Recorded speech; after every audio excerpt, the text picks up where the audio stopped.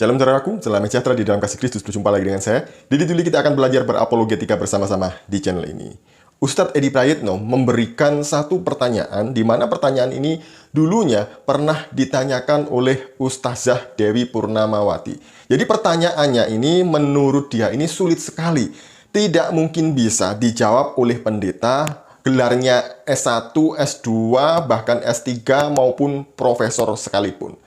Seberat apa sih pertanyaannya? Sesulit apa sih pertanyaannya? Sebelumnya mari kita melihat video berikut ini. Tunjukkan di Alkitabmu. Mana perintah beragama Kristen atau Katolik mana? Apa jawabnya? Yang tadinya nantang dari pagi sampai pagi cukup 45 menit. Jawabnya apa? Maaf, kami capek dan ngantuk mau tidur. Karena nggak mungkin ketemu itu. Nggak ada.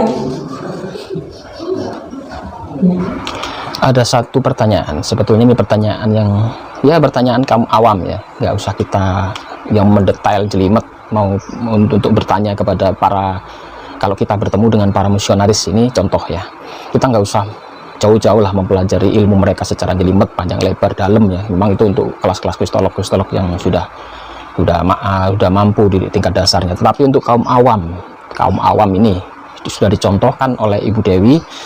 Bagaimana pertanyaan kaum awam ini ternyata tidak akan bisa dijawab oleh tingkat pendeta profesor sekalipun, bahkan yang bergelar S3, S2, S1.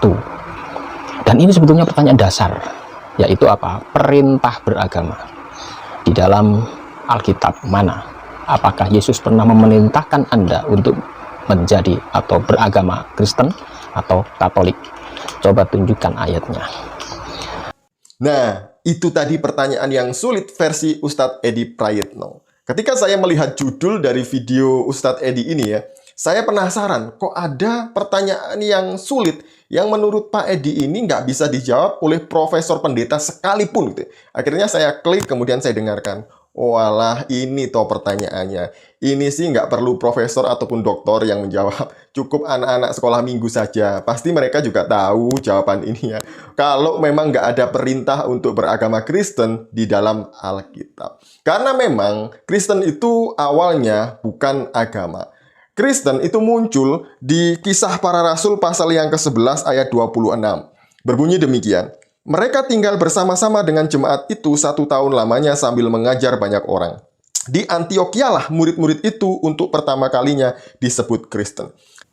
Jadi menurut Kisah Para Rasul 11 ayat 26 ini, pertama kali disebut Kristen itu di Antiokhia. Jadi Kristen itu dulunya adalah sebuah ejekan atau hinaan bagi orang-orang yang mengikuti Yesus. Hey, Kristen, Kristen artinya adalah Kristus kecil, Kristus kecil. Atau artinya lainnya adalah para pengikut Kristus. Jadi Kristen ini bukan sebuah agama dulunya ya, baru perkembangan kemudian Kristen menjadi sebuah agama. Kalau kita melihat perintah Yesus di dalam amanat agung yang tertulis di dalam Injil Matius pasal yang ke-28 ayat yang ke-19-20, di situ juga tidak ditemukan ada perintah Yesus memerintahkan para murid untuk menjadikan orang-orang itu beragama Kristen. Mari kita membacanya. Karena itu pergilah, jadikanlah semua bangsa muridku, dan baptislah mereka dalam nama Bapa dan Anak dan Roh Kudus. Dan ajarlah mereka melakukan segala sesuatu yang telah kuperintahkan kepadamu. Dan ketahuilah aku menyertai kamu senantiasa sampai kepada akhir zaman. Jadi, tidak ada di sini itu perintahnya hanya menjadikan semua bangsa murid Yesus. Otomatis kalau orang menjadi murid Yesus itu pasti dia adalah seorang Kristen. Jadi sekarang juga kalau orang mengaku percaya kepada Yesus, ya dia adalah orang Kristen. Jadi begitu Pak Edi, memang tidak pernah ditemukan di dalam Alkitab ada perintah untuk beragama Kristen. Beda dengan Islam. Kalau Anda memakai ukuran yang sama dengan Islam ke Kristen, ya nggak bisa. Kalau Anda percaya bahwa perintah dari Allah Anda untuk beragama Islam, ya silahkan itu dilaksanakan gitu ya. Nah Kristen tidak begitu. Jadi jangan memaksakan keyakinan Anda, kitab suci Anda kepada keyakinan orang lain.